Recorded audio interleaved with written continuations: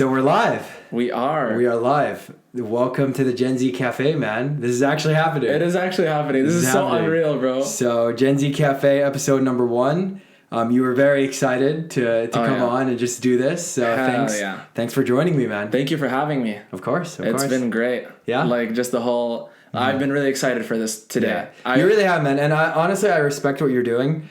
Like you've been doing a lot of content creation recently. A lot of Instagram stories. Oh yeah. So you've been enjoying those. My apologies for not watching all of them. Yeah, you haven't been seeing them at all, but they're fire. They are fire. No, I have watched them. They are great. They are great. And you know what matters is that you're enjoying it. You know. Yeah, that's the best part. Yeah. Like it's too fun. Like I can't not do it now. Yeah. It's become a part of my life. Yeah, and you're also doing YouTube. Like what? You're doing one vlog a day. One vlog a day. Yeah, and it's been how many days? Today's the 3rd. Yeah. Or is it the 4th? I'm not sure. Yeah. But everyone has been... Every single video has been longer than 5 minutes, which I wasn't expecting at first. I thought they were going to be 3 minutes. Yeah, no, I remember when you first started, you said it was going to be 2 to 5 minutes. And dude, I just love it. You're just covering all of your day. And soon you're going to London. Oh, yeah, this weekend. Literally tomorrow. Okay. So when we're going to uni, I'm literally... From uni, I'm going to the airport, which is insane. Okay. Yeah. And first time in London? First time. Yeah.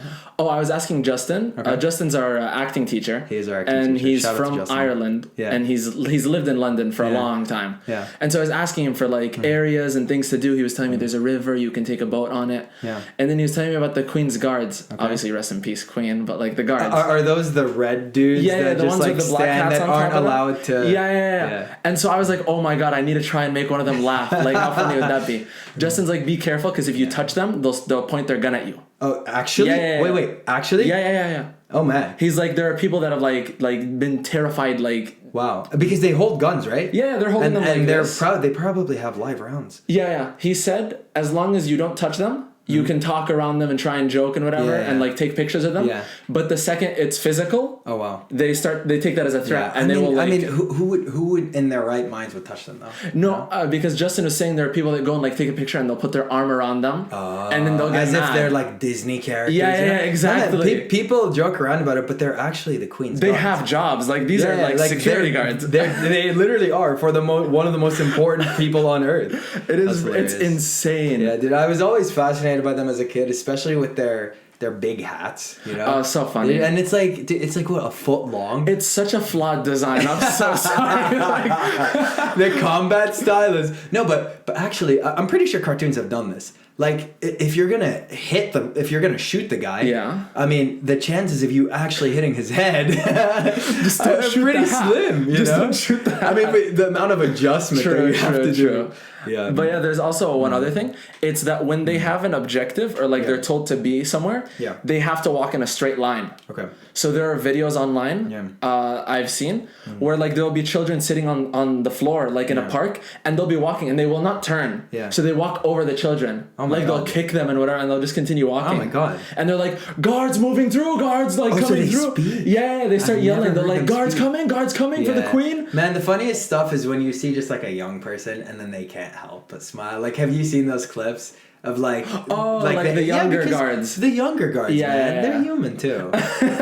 No, man, but London should be super exciting. I've always wanted to visit London. It's pretty weird because my first visit there is only 2 days. Yeah. Like not even a day and a half maybe. Yeah, and I mean, so this whole trip, I mean, I guess we could explain to people a little bit, but you've been doing a lot of traveling since you left Saudi. I mean, did you travel a lot before that?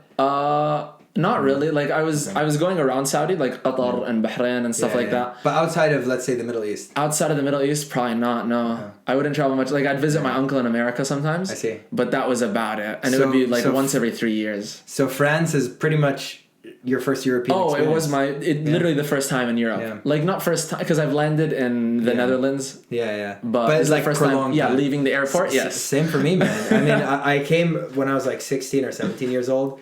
And I visited Austria and the Czech Republic, but it was only for 19 days. That is pretty sick, though. You know, and man, France is amazing. I mean, what do you think? I mean, a lot of people warned me and they were talking about kind of, you know, the French reputation of just kind of being cold a little bit. But I mean, we can set the record straight to people. It's like, how many really cool people have you met? Definitely, yeah. Before I came, it's been a stereotype that I've heard that like the French are racist, especially towards Arabs. Yeah. So that was one of my biggest fears coming here. Yeah. And I come here, and every single person I've met, everyone that found out I was Arab, they've been super nice. It's such a bad stereotype. No, it literally is, man. You just have to spend time here. And the thing is, we don't speak French for nothing, Oh, man. my God. It's so bad. No, it's terrible. Like, I've lived here for 3 months, and like, I'm not even past 20 words. Oh, yeah, no, I have maybe 10 words maximum. Like, yeah. Which the French friends that we have made, they usually do speak English. I mean, exactly. By the way, I thought about this before the pod. I have to shout out Lucas because I'm working out with him tomorrow. Oh my God, no, Lucas is the goat. I will shout out Lucas any day of the week. So I'm working out with him at 7 a.m. tomorrow. We have classes at 9, but I'm gonna be training with him 7 a.m. full body workout. Oh yeah, should be a blast. Gonna kick his butt a little bit. Lucas is the goat. For context, Lucas is someone who works at a sports store next to our university. Yeah. And he's just been the nicest dude on the planet. Shout out Lucas, the French Lucas. Literally, he's representing, man. He is such goat. Like, I mean, he fixed your bike. He fixed my bike for free. Almost. And you had messed up brakes. Oh yeah. What were you doing driving around the city without brakes? So no, he literally came to me. He's like, "Yo, catch your friend at 9." Like, this kid is driving around. He's like, this kid would have died if I didn't fix his brakes. Driving. Like when my bike broke, I wasn't using it. Yeah. But so it happened really funnily. So we were going as a group to downtown Cannes for like lunch and whatever after school. And we're driving, and there were 2 people behind me. I don't remember who they were, but I'm driving, and they were talking, and it was something really funny. So I turn around like, and then I crash into a pole. Right, so just head on. No, just the side of my bike crashes into the pole. Right, so that drops the brake. Oh my God! So that brake is officially fallen off. It still works, but I have to hold it in a really weird position, and it's not on the bike anymore. That's totally fine. My other brake is working, so the bike is still functional. Right. Yeah. So we're driving. We have lunch. We're on our way back home. It's 8 p.m., 9 p.m., something like that. We're driving home, and I'm holding my brake, and I forget that it's broken, so I let go. It gets stuck in the front tire and cuts the second brake. No. And it catches the wheel, and the wheel cuts it. That's what happened. Did you fall? No, surprisingly enough. But my bike wouldn't stop because I had no brakes, so I had to like drop my legs on the floor. And it's supposed to be a really expensive fix as well. But shout out to Lucas. When I went before, I met Lucas in the store. Yeah. They said the fix was €100. Yeah, and he just fixed it for free. He fixed it for free. Yeah, what a guy. Lucas is the goat. Like I will not be. I can't be. So in general, honestly, just rating France. Super awesome weather, super awesome people, super kind. Everyone's just really nice. It's really safe, which honestly is refreshing because living in the US, security was always a big issue for me. Oh, for sure. And also, I heard Paris is a little more dangerous, but that's because it's the capital. Yeah, no, but I was there for a weekend around New Year's and I honestly felt safe. I mean, I am a guy, and having done martial arts and all, but I was walking in the streets at like 12 a.m., man. Fair enough. Like, it was all cool. But I mean, there were times when I would look over my shoulder and maybe feel a little shady just because it is dark. No, that's valid. But in general, no. But also, I was always around kind of the Eiffel Tower and just that area. But I from like what I've heard, the danger per se wasn't really like you're gonna get robbed. It was more scams and stuff like that, like tourist scams. I see. Well, you just need to keep a level head and try to avoid that. Yeah, that's true. Yeah. But on the topic of France, one of my bullet points on my notes app, because I kept a couple of points to talk about on the podcast. Sure. One of them was, what's your favorite part about France? Because I have a very niche choice, and it's so funny it never gets old. And so the question could be about anything. Yeah, you can give your answer. I'll give mine, but a cheesy response. Yeah. No, it doesn't have to be. I'll give you my answer while you think of one while you're listening. Right? So the experience of France, or just France in general, maybe, or living in a foreign country. Yeah, if that makes sense. I think for me, it's just honestly the routine that I've built is just freaking amazing. That's definitely fair. And I wouldn't be able to maintain this routine in many other countries, or maybe it's the location of how things are set up. Yeah, you know what I mean? Probably. Like I have my bicycle, that I can go to the gym in. I go to campus. I do my classes for 8 hours, and nothing is really close enough for you to have the leisure of making it spontaneous. Yes. So you have to kind of build your routine. Yeah, and it's kind of refreshing to be in a place where I love friends and family, but it's kind of nice to distance sometimes and for sure focus on yourself, definitely. And even then, even with the French friends, I'm not making too many connections. Exactly. So really I've built a small community of the 30 people that we work with every day, and that's pretty much it.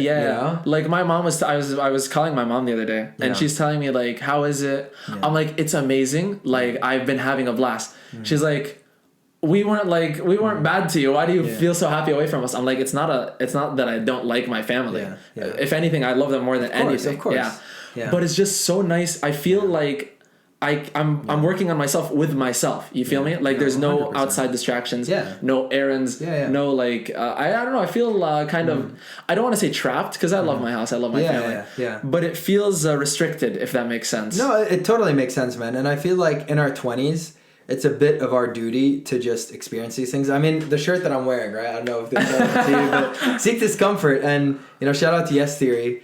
Who knows? Maybe inshallah, if the podcast is successful, they could sponsor us one day. But no, it's really, man. Travel opens your eyes to things. For sure. It opens horizons. It opens perspectives. And as long as you maintain your culture and your values and your tradition and the way that your parents raised you and what you truly deep down believe what's right, I don't see any negative to it. Exactly. I don't see any negative to trying new things, to putting yourself in uncomfortable situations that you wouldn't normally put yourself in, and balancing between happiness and discomfort, because definitely. You can't fall into the trap of just doing what makes you happy 1,000% and then start neglecting all the other important parts of your life. For sure. At that point, wouldn't you agree that you just be immature? Exactly. No. One of the things is, before we came to France, I was a major introvert. Yeah. Really? Adnan is an introvert? Really I can't see that. I cannot see that. Yeah. I tried fixing it in Saudi, but it was so much harder, right? Oh,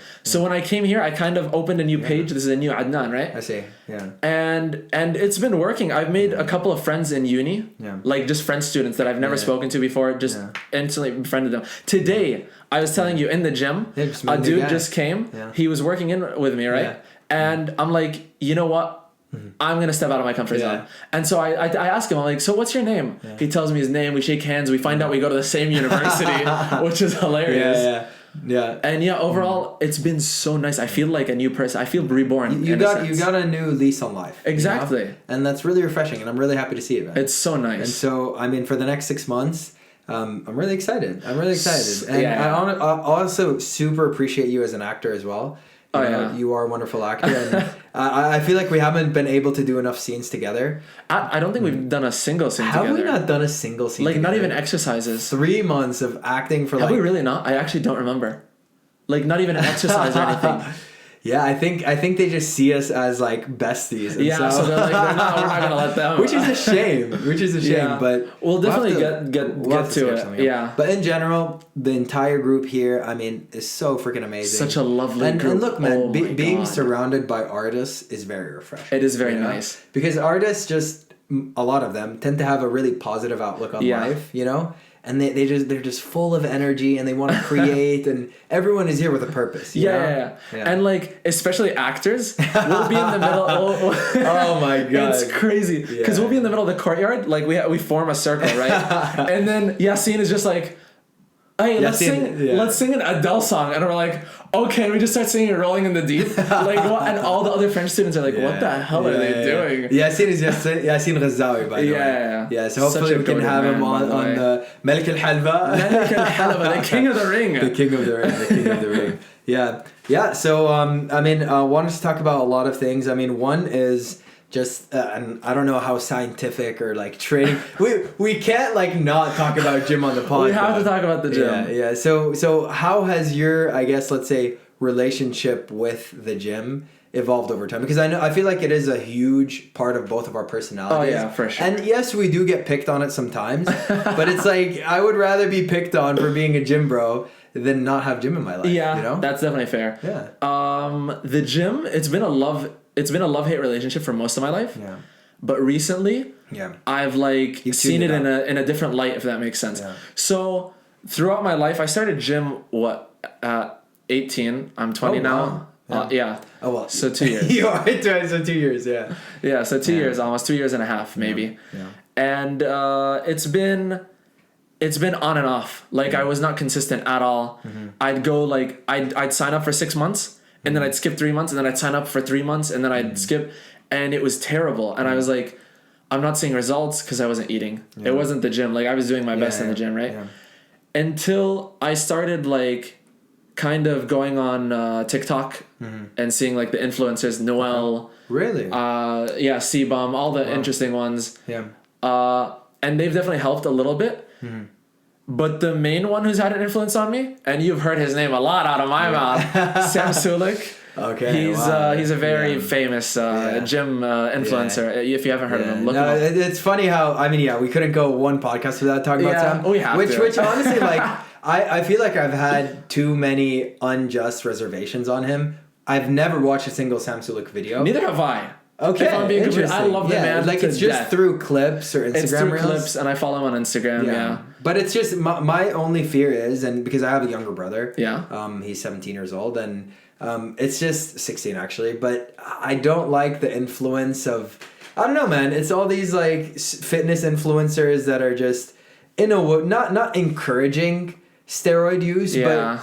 And to some extent, you have to admit that they are glorifying. You know? And if it's not them themselves, they're fans. Dude. Oh, for sure, yeah. You know what I mean? Like there's a video of Chris Bumstead.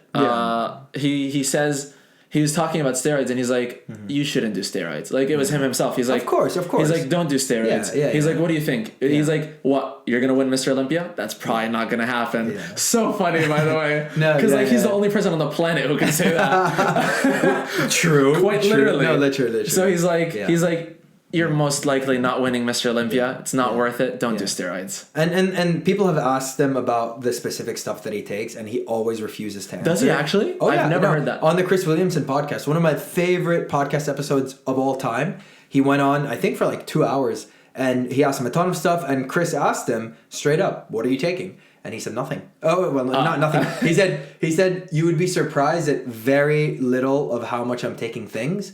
And he refused to admit to disclose because he doesn't want people to go out and copy. That's actually so responsible. I respect that so much, man. And I love leaders like that, man. Yeah. You know. And I was actually surprised of when he said, "You'd be surprised how little I'm taking." So that is a true role model that you could look up to.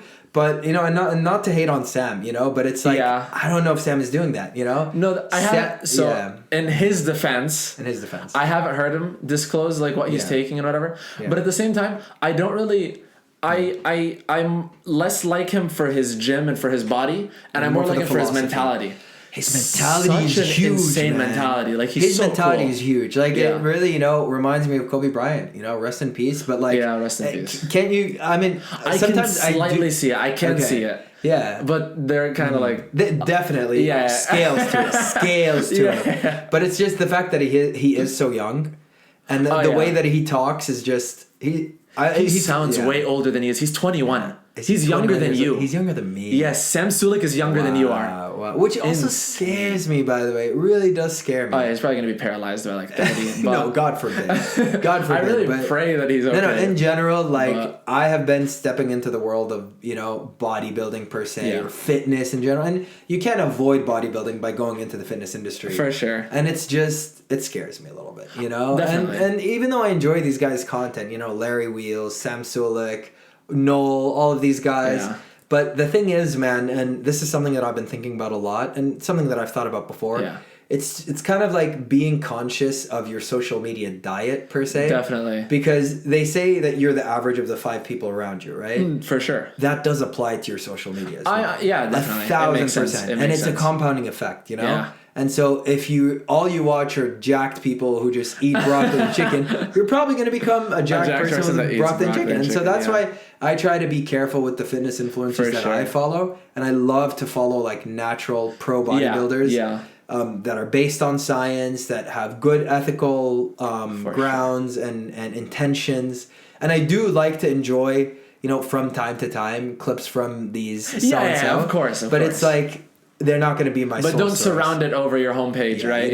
Don't let them flood your homepage. Yeah. To add to your theory, when I was a little younger watching all these people, I did contemplate, like, I'm like, if I grow up, I'm doing steroids, right? Like, it was a thought that crossed my mind 100%. Wow. And I was like, I can call my best friend right now, Anas.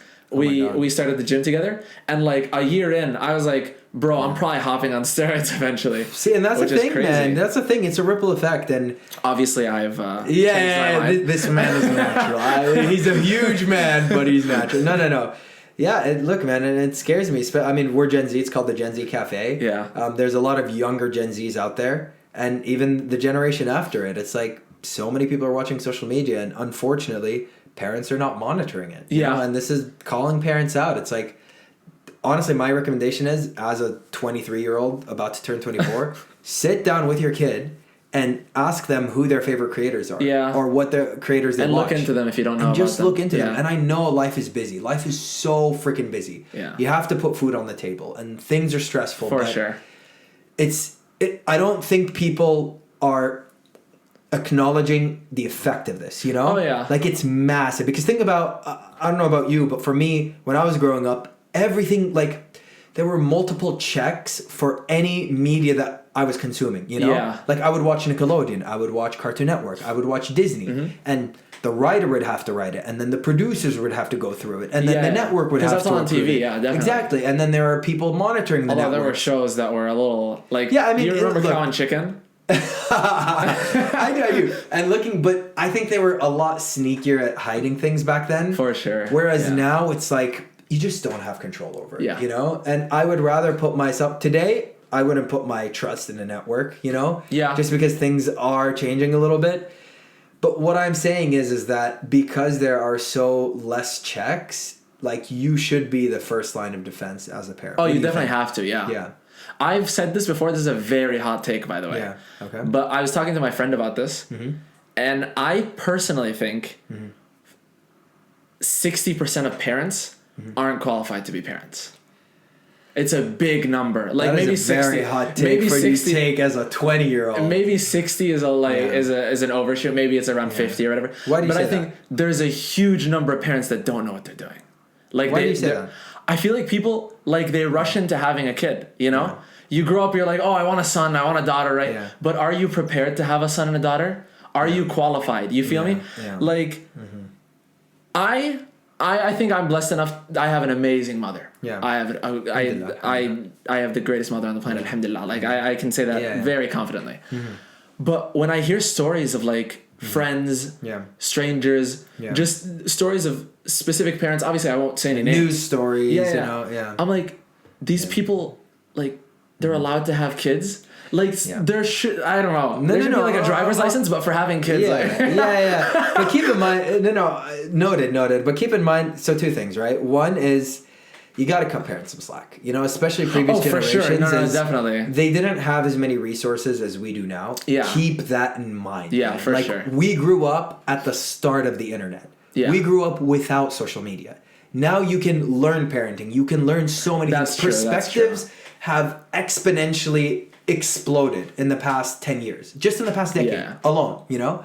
So, like, put yourself, I mean, I'm 23 years old, you're 20. Back then, not saying our parents, but even the parents before that, man, it's like, cut them some slack. You know, they didn't have as many resources. I get that. And so I think that's one thing. And the other thing is like, I do realize that it is kind of a trend going on with a lot of Gen Z. And I mean, we have talked about this before on the pod, but like with some other friends, a lot of people that I know in my life, they're not interested in having kids. Yeah. And they're my age. They're 23 years old. And I try to convince them and ask them, like, convince them probably is the wrong thing to do, but just truly understand where they're coming from and why they want to do that. And I get it. We have talked about this. We have talked about this. And I just think that it's too early, you know? And that... definitely. Those people shouldn't, like, immediately rule things out. Yeah. Because you never know how things might change, and we are so young. I have a story regarding that. Yeah. So like you're saying they're young, but it's not like they're going and like tying their tubes or getting a vasectomy, you know, like the people you know. True. So they do have the time to think about it. Yeah. So my uncle, I was telling him about this. I was like, I don't want kids. He's like, don't say that. I'm like, what do you mean don't say that? Like, I don't want kids. He's like, you're only 20. I'm like, okay. Yeah. I might change my mind, sure, but as of right now, I don't want kids. He's like, I have a friend. Yeah. A Saudi friend, obviously. Mm-hmm. My uncle's Saudi too. Yeah. He's like, he doesn't want kids at all, and so every time he proposed for like specific marriages, he'd put that on the table, no kids. Yeah. And he got refused like a gazillion times because a lot of women want kids, obviously. Yeah. Until he found one woman who didn't want kids either. They got married. They traveled the world. He was a very rich friend. So they traveled the world. and they had fun, and then at some point she got pregnant. Oh. Yeah. Wow. Yeah. Wow. Okay. Yeah. So she got pregnant. And my uncle says, ever since his kid was born, I've never seen him happier than now. Oh my God. Yeah. And by the way, that is a recurring story with everyone. Yeah. Not everyone, but every single person that has had a child, that has talked about having a child, they say that their world changes. Yeah. And I'm just curious about when I hopefully do have kids one day, is like, what is that perspective? Changes? Like, yeah, exactly. Because it seems like to be a brain chemistry thing, you know? Because you kind of, in a sense, brought something into the world, if that makes sense. Yeah. So it's different, you know? Yeah. I mean, I can see why something changes. Yeah. I mean, think about it. Like, you make a video or you make something that you enjoy, just literally any piece of content that you enjoy, that you love, you freaking adore with all your heart, and you're attached to it. Imagine bringing a human being into this world. No, insane. Yeah.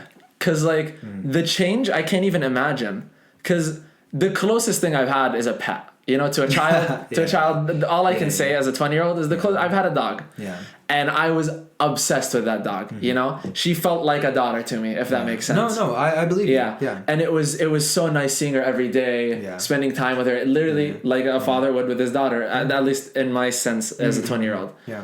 And so I can only imagine how weird a child would be like, because that's you. That's half you. That's SubhanAllah. You know, like you helped create this being, but also like it's a miracle. It's a miracle that was being gifted to you by God. And like so this creature is 50% you. Yeah. You know. Yeah.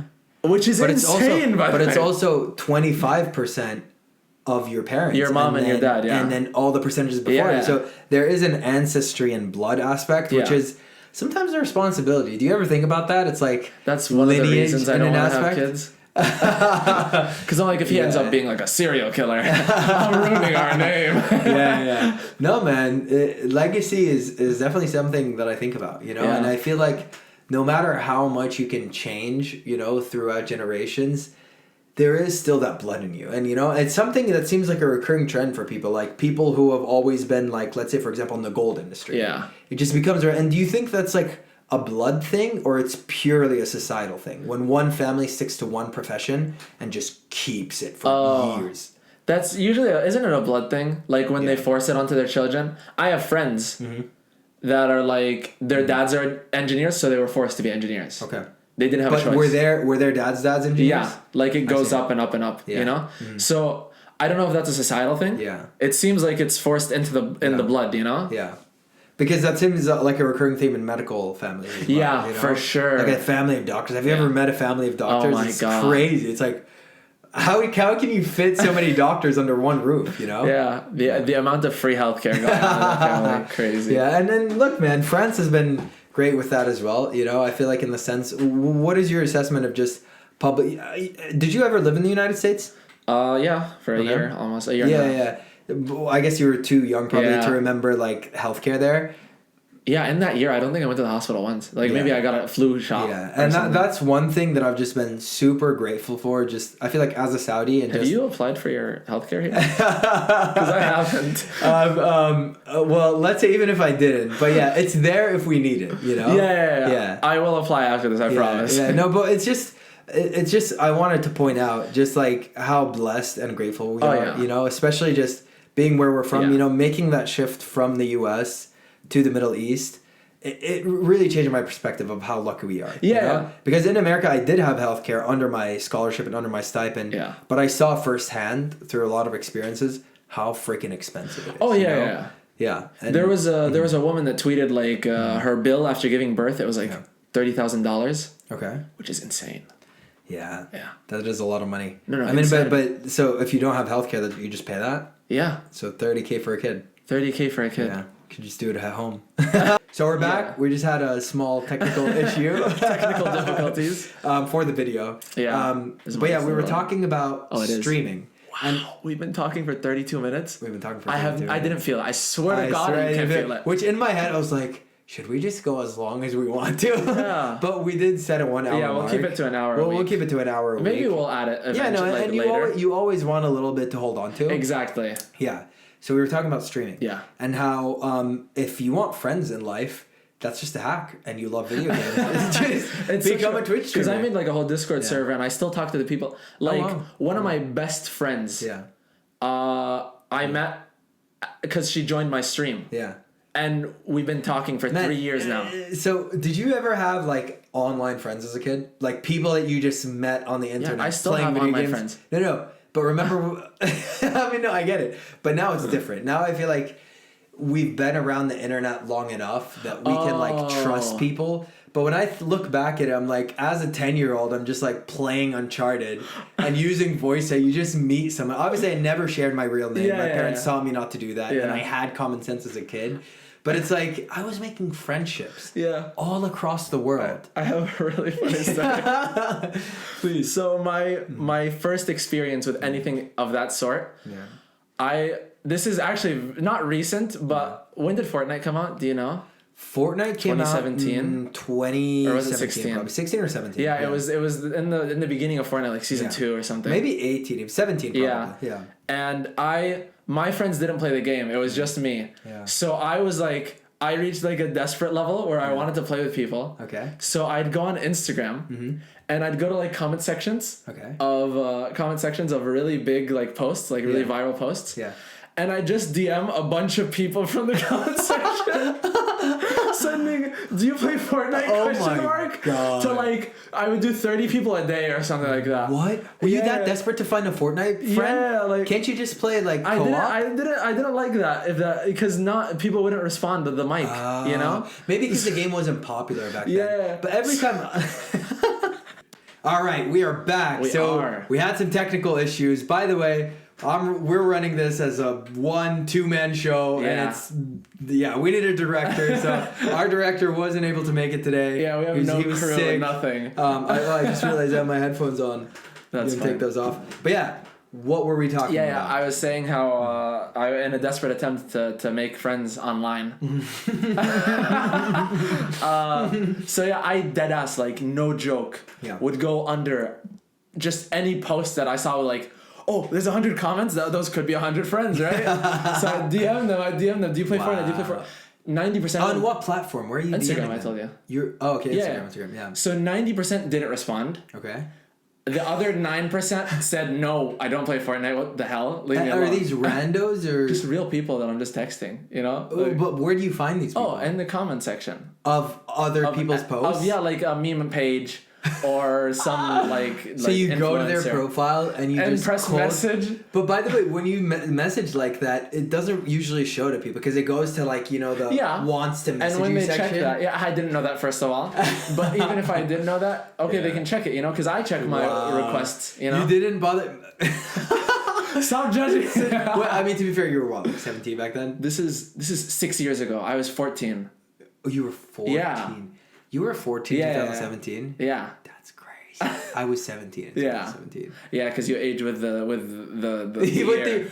That's a crazy thing, by the way. That anyone born in 2000, isn't that the coolest thing ever? I wish I was born in 2000. It's the best just for math. That perk. That is the coolest math ever. Just for that, So if you want to know what year it is, stand up and just subtract 2000. So and then I got like the last 1% would be like, I play Fortnite. Let's play. And I was like, okay, you're as down as I am. Yeah. And we'd play. Wait, so you found one person? I found a couple, like 3 or 4. It worked. 3 or 4. Oh my god, it worked. Yeah. Yeah. Amazing. And did you make were they good players? They were good players, and we won games, and they were good friends. Oh my god. Yeah. And then eventually, after the game died, we stopped. Grew distance. Yeah. But they were good friends regardless. That is the saddest thing ever, man. Just falling distant with an online friend. Especially when you've created amazing moments. Yeah. And you know what the worst part is? When they just disappear. Yeah. And they don't even text you. Because I just remember, man, I had these friends when I used to play GTA Online. Yeah. And and in general, it's like, you just make friends. They're just gone. And they're gone. And you know nothing about them. They could be dead right now. You know? Could, man. Dude, there's this guy. His name, actually, this is a crazy story. And my friends will recognize this. But so we were playing GTA Online, me and my friends. And we meet this guy on a heist. You remember GTA Online heist? Yeah. And his name was King. So King, you're probably not listening to this, but if you find this is crazy.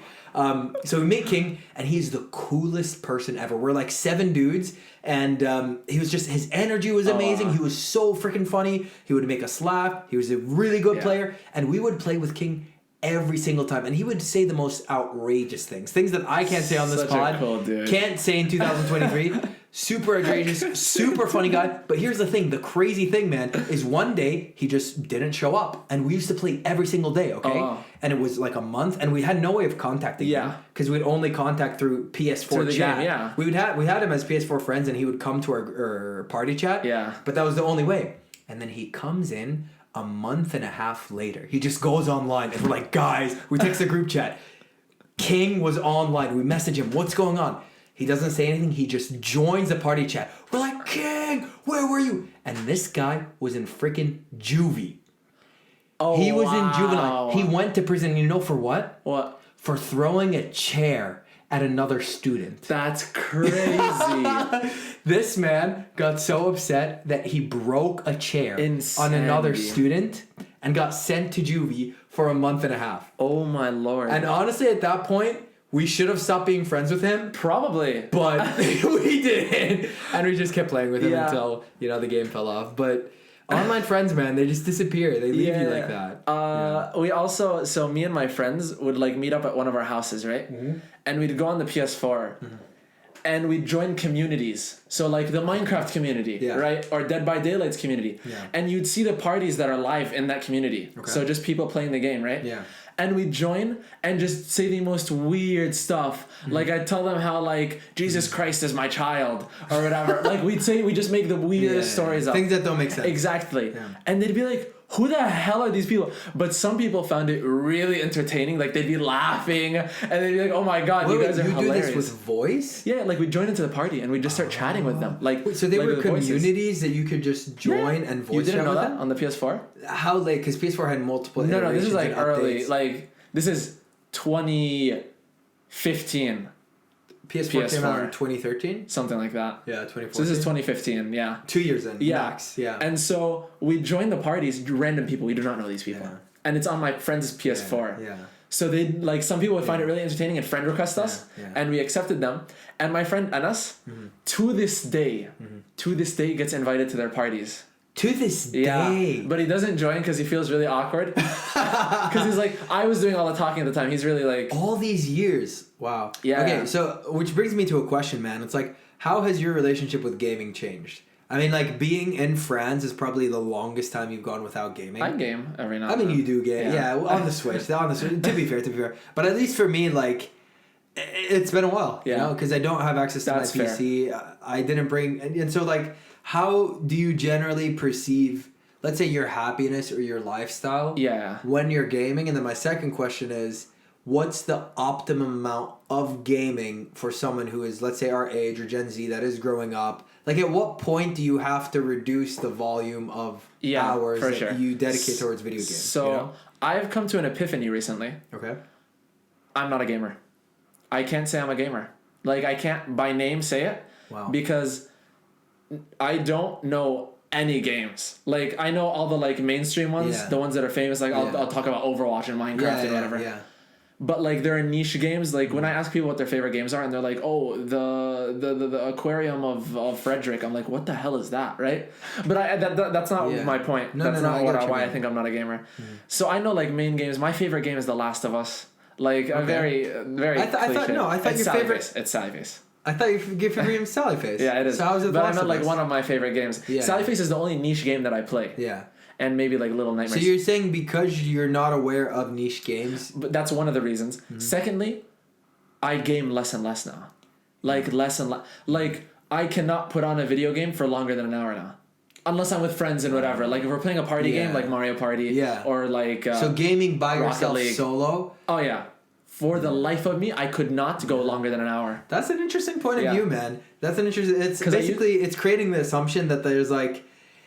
The label comes with a sense of responsibility, you know? Or at least authenticity where you're immersed in that lifestyle. But also it's like... I don't know. I don't like the idea of placing, you know, what do you call them? Like gatekeeping, I guess. Yeah, gatekeeping. Yeah. Like I'm right now with what I said. I kind of, in your point of view, put a gate that prevents gamers and non-gamers. Yeah, yeah. And I think that's what like things have changed, man. Like gaming, I sound like but it is. I feel like it has become more inclusive. Yeah, you know? for sure. Yeah, but like nothing. Look, nothing makes me happier than seeing a very old Twitch streamer. Oh, that's really funny. You know what like I mean? a 50-year-old just playing. Or just parents. Like in general, it's like. Yeah. I think you can be a gamer as long... And here's the thing, man. Like, I remember this. You can probably pull up my notes app. And when I was in 6th grade, I wrote a list of, like, things I will do as a dad. And one of them is be a gamer. Yeah. Like, play video games with my son. I'm definitely doing that. But, I mean, I'm not forcing my beliefs on anyone. I'm not going to people and being like, oh, you don't know this game? Non-gamer. Oh. But has anyone did that for you? Did you... I came to the conclusion myself. Okay. I realized I was playing one day. Yeah. And I was like... This isn't like it used to be, you know? Like I was kind of just looking at myself. I've seen those memes, man. Yeah. I've seen those reels. I was like, I'm not. This isn't the old days. Look. What it feels like, you know? I think that isn't that you've fallen out of love with video games. I think it's you've fallen out of love with that game specifically. No. It's video games. Because I haven't found one yet. That gets me like on that 6 hour. That gets you excited? That 6 hour like... And I feel like, look, gaming has evolved to a way where... Right now, it's very much more competitive based. Yeah. And it's very much more, let's say, honestly, massively multiplayer online. Yeah. Like, the number of currently concurring players for a lot of games is massive. No, it's insane. It's mind-blowing, man. Like, hundreds of thousands of people are playing lots of different games all at the same time.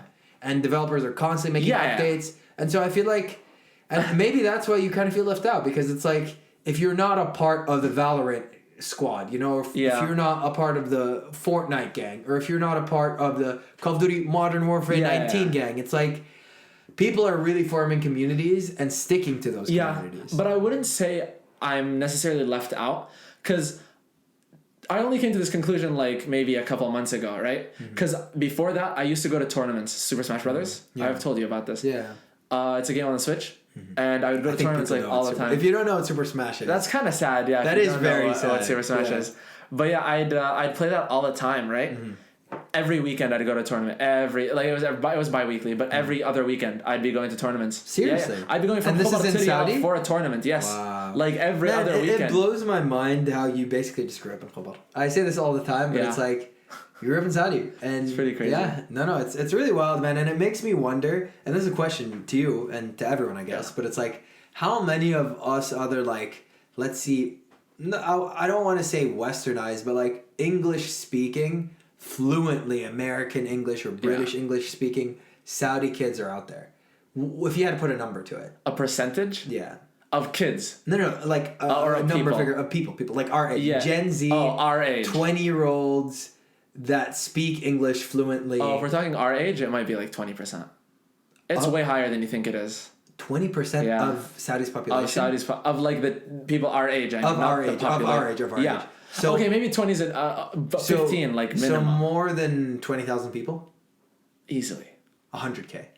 Maybe. Just about there. Which makes me wonder, it's like, is that a niche in and of itself? Like if you were a content creator... Okay. Let me expand that question. Bilingual, fully fluent Arabs. In both languages? Yeah. English and Arabic. It might be a little less. A little less? Yeah. So you think as soon as I know so many people within the Gulf, man. So across the UAE. Are we talking the Gulf or Saudi Arabia right now? I was going to say the world. We're adding the Gulf, going to say the world. Oh, bilingual, not Arabic bilingual and English. Bilingual Arab Muslims. Oh, across the world, our age. Yeah. Fully fluent. So how many filters are on this? So it's like bilingual. It's just Arab. Do you ever think about that? Like not really. Because man, there's 8 billion people on planet Earth, and sometimes I find myself in the shower 9 or something, or was that us hitting? What 8? do you mean? No, we hit 8. I'm mixing. Which I remember like being a kid. Billion. I remember being a kid and like wondering when we're gonna hit 8 billion. Yeah. What being like a kid? at the beginning of 7. And they were like. Must have been nice being a kid. No. I said it was not less. That old. It was less. Like it was early 7 billion when we were younger. What I was trying to say is like I remember it was going to be like a huge celebration and it would have been like all over the news, but I don't remember. Nobody cared. Like it was. I don't remember. No, it was on Instagram and Twitter. I saw it. I literally don't remember anything. I don't remember seeing a headline. Then how'd you know? How'd you hear about it? I just checked the population. I think one day. You just do that in your free time? No, or someone said it. I swear. But I have seen it on Instagram and Twitter. That's how I find out. I found out. It was probably one of those, those videos. It's been trending lately. What? Of like, I will stack a follower for each follower I get until we reach the moon. And it's like this AI where it's automatically like stacking human beings. Oh wow! So the average person is like what, 5'7", 5'8", and for each 5'7", follower, it keeps like stacking, and then they'll do an person. animation, and it'll tell you the numbers, and it's like, oh, compared to 8 billion people, we have 200,000 followers, and I was like, oh, 8 billion, we're there, which is crazy. That is pretty insane. Do you fear overpopulation? Not really. Like me neither.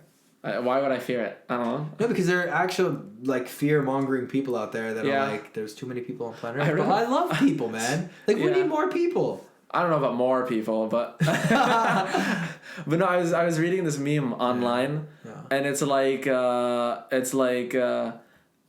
was talking about cannibalism, and it's like, I can convince you that cannibalism is actually a good idea. I'm like, what are you talking about? And then they're like, not only does it solve world hunger, but it also solves overpopulation. Dude, those meme pages, man. Yeah, it's so funny. Yeah. No, and I feel like now, even though the population is 8 billion, regardless of that, if the human population didn't grow, just with the spread of the internet and through communities and social media and just connectivity in general, I mean, having Discord, having honestly just Zoom, Teams, WhatsApp, like all of these communication methods, like you feel like there are more people out there, you know? And that's like people who are lonely, and I feel like a lot of people in our generation struggle with loneliness.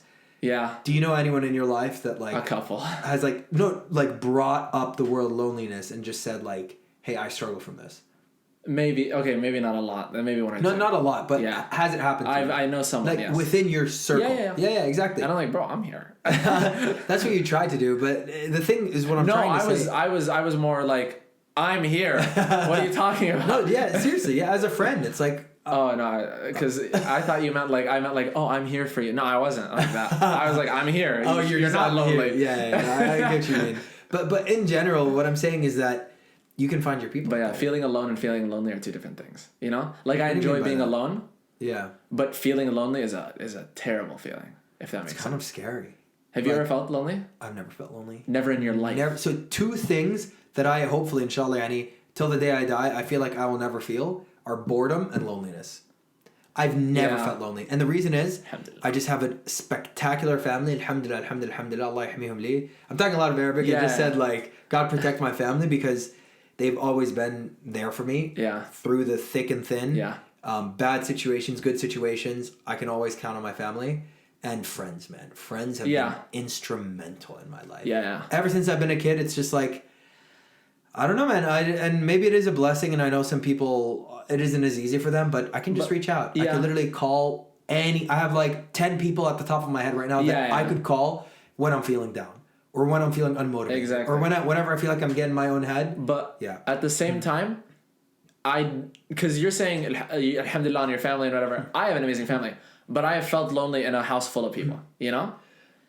It's not necessarily a state you're in, it's more a state of mind. Okay, so we're back. We just had a few technical issues just again. Just a bit of technical. Just a bit of it's the first pod, folks. Apologize. But you were saying. Yeah, you were saying, alhamdulillah, your family is amazing. My family is amazing too. It's not, I wouldn't really blame it on the people around me. Yeah.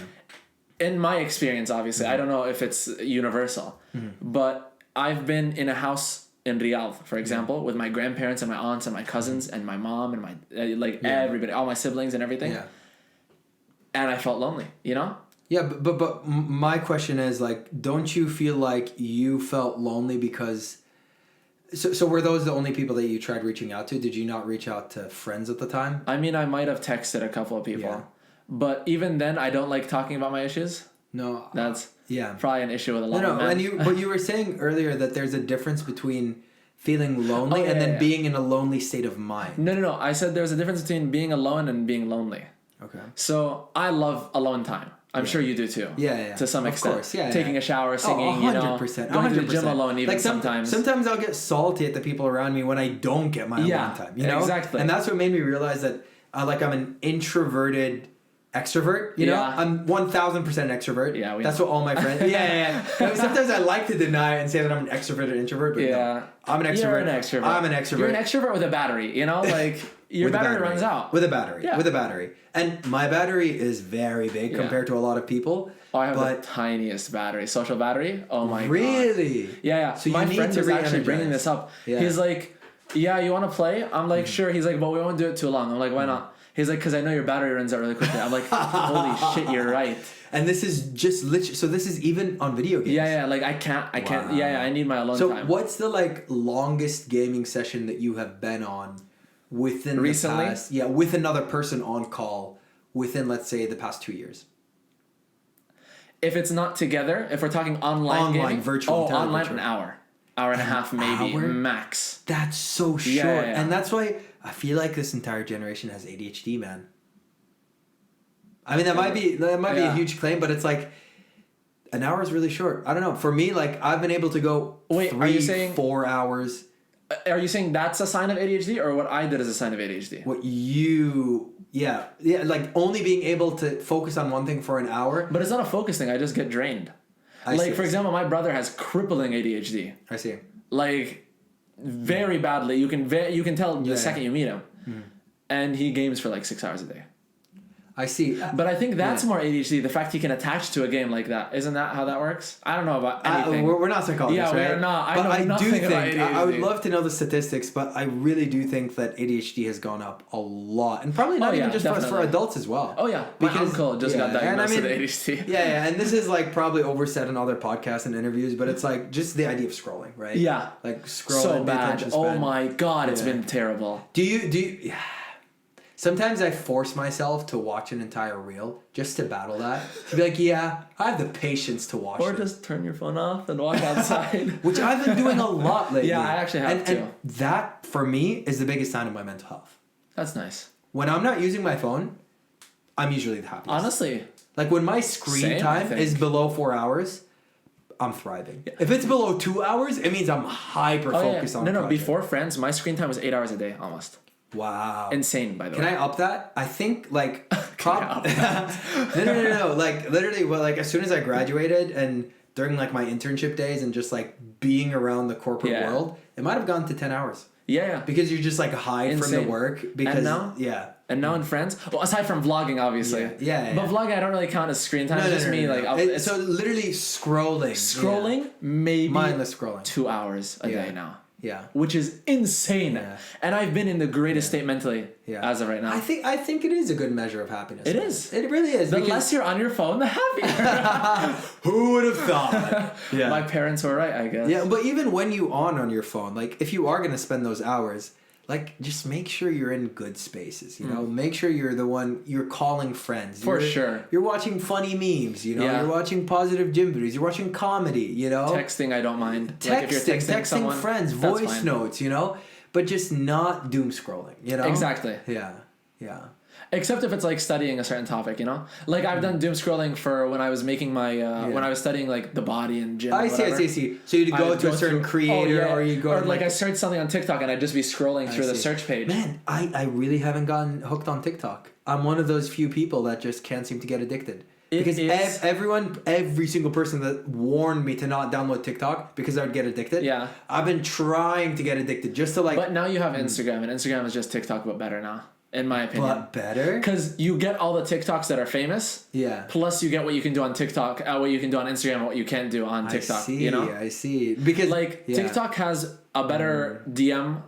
Feature than any other app in my opinion. Okay. Other than maybe WhatsApp, but WhatsApp was made for that. But have you ever communicated with friends on TikTok? Yeah.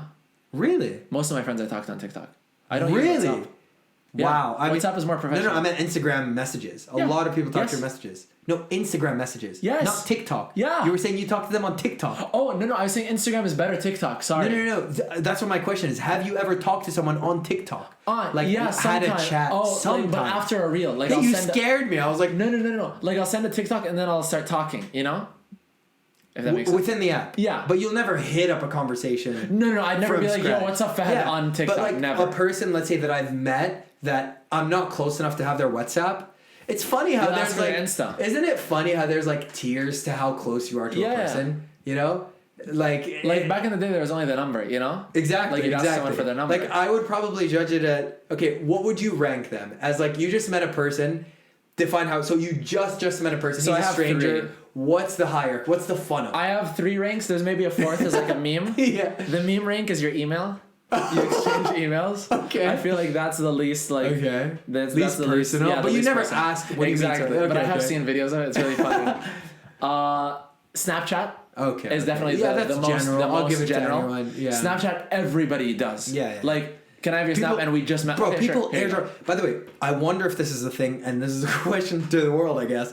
Do people airdrop Snapchats outside of Saudi Arabia? Is that a thing? I actually don't know, because that is a thing in Saudi Arabia. Because it's such a Saudi thing. It's so annoying. Like, I've been in cafes, I've traveled lots of places around the world, and airports, lots of airports, never got a single airdrop. Yeah. You spend 30 minutes in any Saudi public location. Yeah. Some random dudes. Random dudes. That's why I always leave my airdrop on, because it's funny. Oh, you leave it on? Yeah. And do you add them back? No. Okay. I just see if anybody sends it. Because my name on my iPhone is Wazarat al-Ta'lim, which means the Ministry of Education. That's what your phone is called? Yeah. That is hilarious. Yeah. Okay, so back to what you're saying. Yeah. Snapchat. Oh, yeah. So it's Snapchat and then Instagram. Okay. And then phone number. So WhatsApp. Yeah, phone number, WhatsApp, yeah. So text via WhatsApp. And well, I guess it comes with both. The number, but like people wouldn't call you. Like the closest is like. Oh, the closest is calling. I wouldn't call. Pick up and call. Or like, the most professional is probably calling, right? No, I feel like because you would call for like no, but friends. Like, do you ever hit up friends randomly and just get on a phone call? No.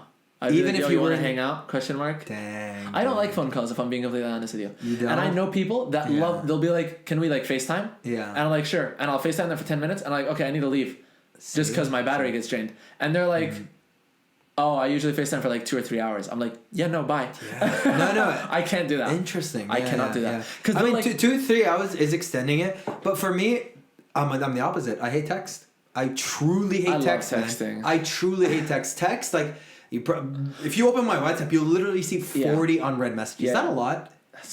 I have 3. So 40 is a lot. For someone... I mean, to be fair, I'm in a lot of groups, and I keep in touch with a lot of people. But also, I get really annoyed, so I press on them just to read them. Yeah, those. But the people that are important, I'll but read. for me, man, the reason is... I just don't like texting. Like, I don't think it's personal. Yeah. I love the richer... I'm the type of guy that's like, the richer the media, the better. I need to be able to see you, ideally. I need to be able to hear you. Because I feel like human beings, man, like... So many misunderstandings could be avoided through text. I can't for the life of me. But... I don't like phone calls. Okay, look. When you get to a certain level... Like, our closeness, okay? I wouldn't call you. No. Regardless of that, do you think we would have gotten this close if we hadn't spent as much time as we did together? But that's face to face. It's different. Exactly. So what I'll do is I'll get close to someone face to face, have raw talks with them, and then at that point I've built a kind of rapport where I can communicate with them via text. Oh. Like, our texts are usually pretty dry, you know? Yeah. But like when we where are you? Exactly. Jim. It's just my style of texting, you know? Yeah, it's also mine. Yeah, whereas I'll wait till the moment where I meet up with the person, you know?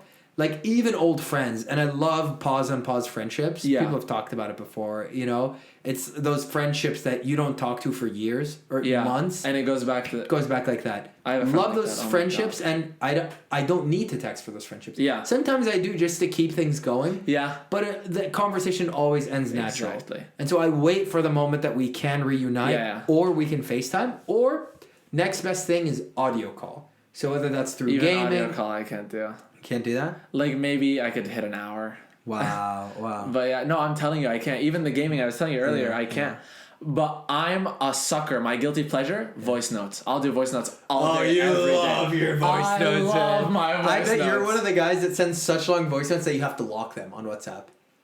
Like, you'll hold I actually it. just lock them, even if it's a 10-second voice note, because my phone messes it up every time. So I don't know if that's a thing. Yeah. But... yeah, voice notes. And the thing is, I'm terrible at sending voice notes. Because I'll be like, oh yeah. And like, so... Yeah. And half of the voice note is me just saying, me thinking of what I want to say. It's so bad. And I love how, like, you could have just sent, like, 10-second voice note. No. You could have sent one 10-minute voice note, but you're the type of guy that'll send like 5 1 minutes. No, on WhatsApp I'll send just one long one. But on Instagram they have a cap at 1 minute, so I'll send 1 minute, 1 minute, 1 minute. Why is there a cap on Instagram voice notes? Low key, I like it, and me and my friends were actually talking about this like 2 days ago. By the way.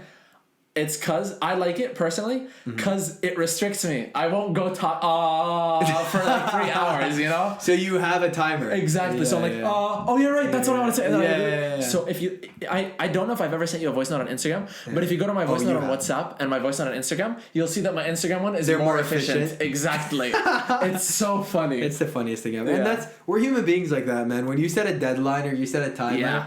Yeah, we were talking about this before the pod, but I feel like I'm clutching so many things in life right now. Yeah. In the sense of just like last minute figuring it out. Oh, yeah. Yeah, and I wonder if that's just a trait of entrepreneurship. I hope it's not being lazy or reckless. Yeah. But it's kind of like I'm frustrated with not seeing results sometimes. Exactly. And it's kind of just like, let's just keep moving. It's not going to be perfect. Yeah. Let's wing it. Exactly. Yeah. I was just telling Henning the other day. Yeah. I was like, finally, we might bring her as a guest eventually. Would love to have you on. Yeah. And she was saying, I was telling her, how I feel like I finally have my life under control for the first time in 20 years, which obviously may not seem like much to a lot of people. No, but I mean like high school. But I was so lost throughout until very recently. Even uni, you know. Even uni. Yeah. Like, I entered engineering on a whim. I was like, I like numbers. Maybe this will work out. And I hated it. Yeah.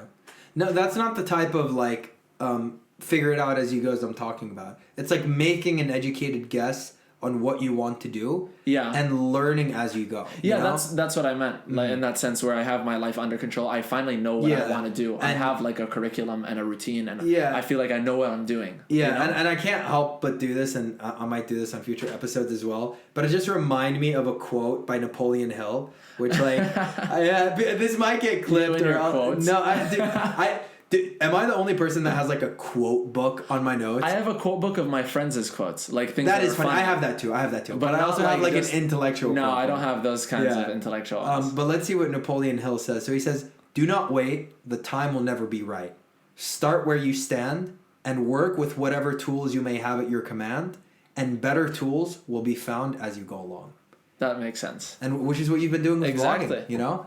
I don't have all the tools right now with this podcast. And it's not like I waited for vlogging. I was like, I'm just going to do it. And I started doing it, and I fell in love with it. You will figure it out as you go. And honestly, the earlier you start, the better. The better, exactly. And I don't know if you've been feeling this too, but like, there's so many people that are like making money online, which a lot of them are kind of scammers and gurus and that rent Buy cars. my $100 course. No. That's messed up. But to some extent, it's like, I truly do believe that you can make something happen online, whether that's content, whether you're an artist that wants to share music or acting or your art, like your physical art, your drawings, your paintings. It's like you could use the internet, you could use social media to do something beautiful, and if you don't know all of the details, that shouldn't be an excuse for you not to start. Yeah, you know? For sure. Like, just get started. Tools will come along as you go. Yeah. Trust in the process, and hopefully things will work out. Yeah, if I've learned anything recently, it's just do it. Like, literally, just Nike. Do it! Do you remember the Shia LaBeouf, obviously, yeah. That was such a funny meme at the time. So, honestly, I think that's a great place to end. That is a really good ending. With Shia LaBeouf. Shia LaBeouf, just do it. Perfect. Man, what happened to Shia LaBeouf? You need to make a comeback. He actually disappeared. I really like him as an actor, by the way, even though he has. I haven't seen him in a single movie or show. Yeah. So. Okay, we should end this before I embarrass myself. So, thank you so much, Adnan, for coming on the pod. Thank you for having me. And I guess I'll see you next week. Definitely, inshallah. Yeah, and hopefully you guys have enjoyed this, and stay tuned for the Gen Z Cafe. Yes, sir. All right, peace out, y'all. See you guys. Peace.